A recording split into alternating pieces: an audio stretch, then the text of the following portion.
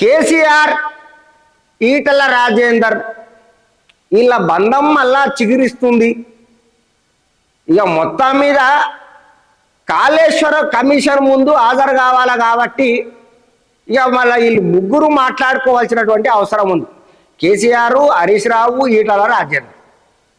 ఇక మరి మాట్లాడుకోవాల్సినటువంటి అవసరాన్ని బట్టి మరి రేపు ఏం మాట్లాడాలి దాని మీద ఇక ముందుగానే ముచ్చట పెట్టుకోవాలి కాబట్టి ఇక మరి హరీష్ రావు గారిని మరి షామిరిపేటలో ఉన్నటువంటి ఈటల రాజేందర్ గారి ఫామ్ హౌస్ పోయి ఒక 3-4 గంటలు ముచ్చట పెట్టిండు. ఇక అక్కడి నుంచే కేసీఆర్ గారికి మరి ఫోన్ చేసిండు. ఫోన్లో ముగ్గురు కలిసి మంచిగానే మాట్లాడుకుర్రు. ఇక వీళ్ళ బంధం అయితే బాగానే బలపడుతుందని చెప్పి మన టీపీసీసీ అధ్యక్షుడు అయినటువంటి ఇక మహేష్ కుమార్ గౌడ్ గారు అంటున్నటువంటి మాట. ఈ మాటలో ఎంత నిజం ఉందో అనేది ఇక తెలవాల మరి.